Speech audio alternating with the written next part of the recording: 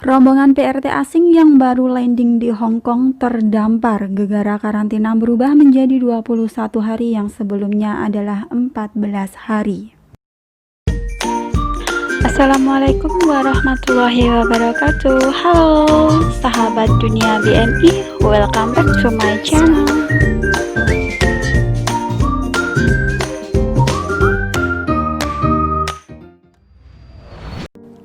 Dilansir dari apakabaronline.com, perubahan durasi jumlah hari karantina wajib yang diumumkan oleh otoritas Hong Kong tadi malam dan diberlakukan mulai hari ini rupanya memicu permasalahan baru bagi para pendatang di Hong Kong. Salah satunya, kelompok yang terdampak adalah kalangan PRT asing yang baru datang di Hong Kong.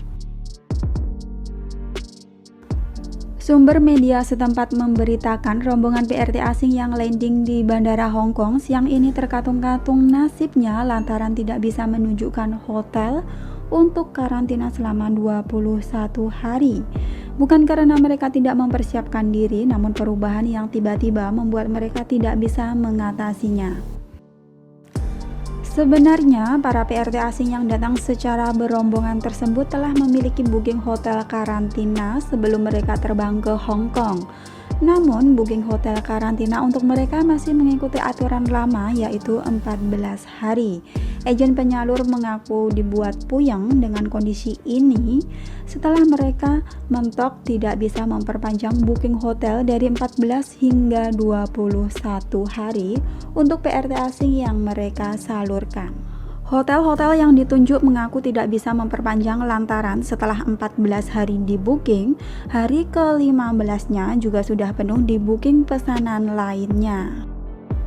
Antrian hotel buat karantina ini emang penuh banget ya guys, nggak di Hong Kong saja, entah itu di negara manapun, di Taiwan, di mana saja itu. Untuk booking hotel buat karantina ini pasti antrinya itu lama banget, udah pasti penuh sampai beberapa bulan ke depan pun udah pasti udah ada yang booking. Makanya buat teman-teman yang mau cuti mendingan ditunda dulu ya teman-teman, karena kalau udah cuti ntar gimana masuknya ke Hong Kong itu pasti susah banget karena harus nunggu antrian untuk tempat karantina atau hotel. Itu harus antri banget dan pasti sangat susah untuk mendapatkan tempat atau hotel tersebut. Lanjut ke berita, setibanya di Bandara Hong Kong, rombongan PRT asing yang baru datang tersebut tetap langsung menuju hotel karantina yang telah di-booking agen penyalur mereka, namun hanya untuk 14 hari saja. Dan selanjutnya untuk menggenapkan 21 hari belum ada kepastian mereka akan dikarantina di mana.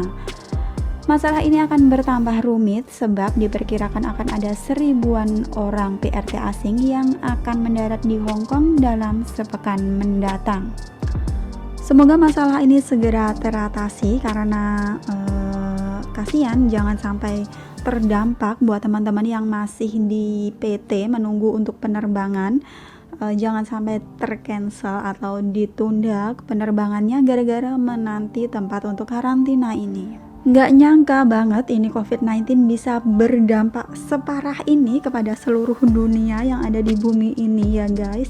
Dan udah hampir setahun ya, belum berakhir juga pandemi COVID-19.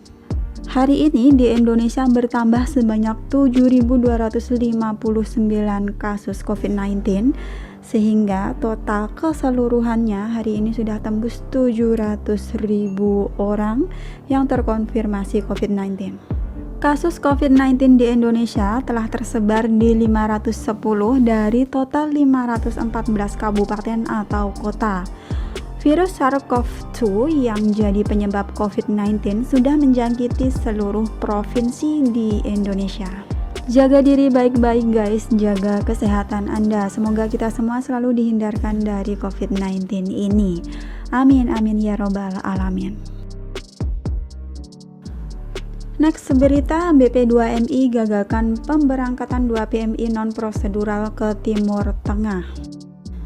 Badan Perlindungan Pekerja Migran Indonesia atau BP2MI kembali menggagalkan pemberangkatan pekerja migran Indonesia atau PMI ke Timur Tengah. BP2MI menyebut ada 2 orang PMI yang akan dikirimkan secara non-prosedural ke Timur Tengah.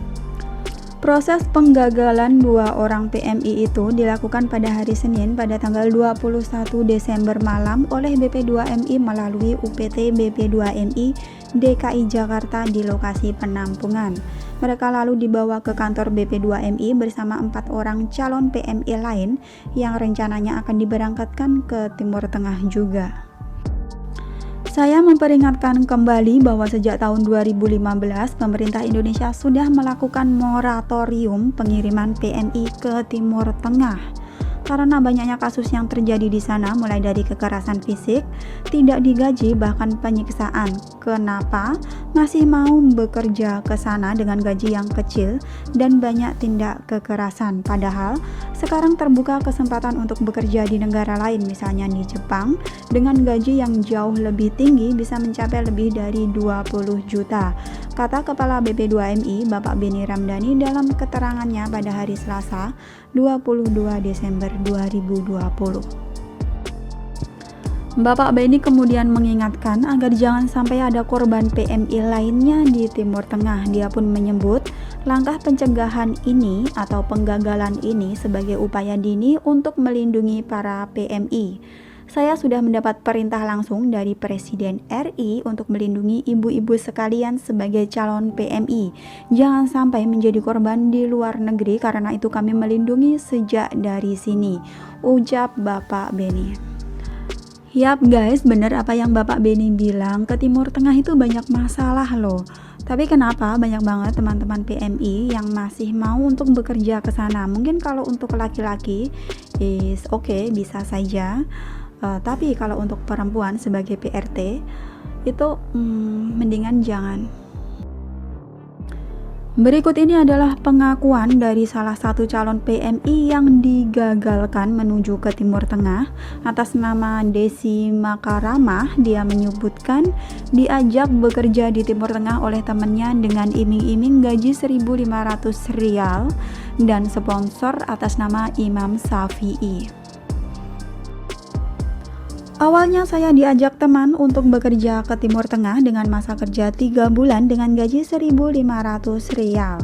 Saya lalu dijanjikan oleh sponsor yang bernama Imam Syafi'i bahwa akan bekerja di Arab Saudi sebagai cleaning service. Diinfokan juga bahwa saya hanya tinggal berangkat saja karena semuanya sudah disiapkan. Akhirnya saya bersama seorang teman atas nama Susan Yunita diminta untuk ke tempat penampungan di daerah Condet, ungkap Desi Makaramah.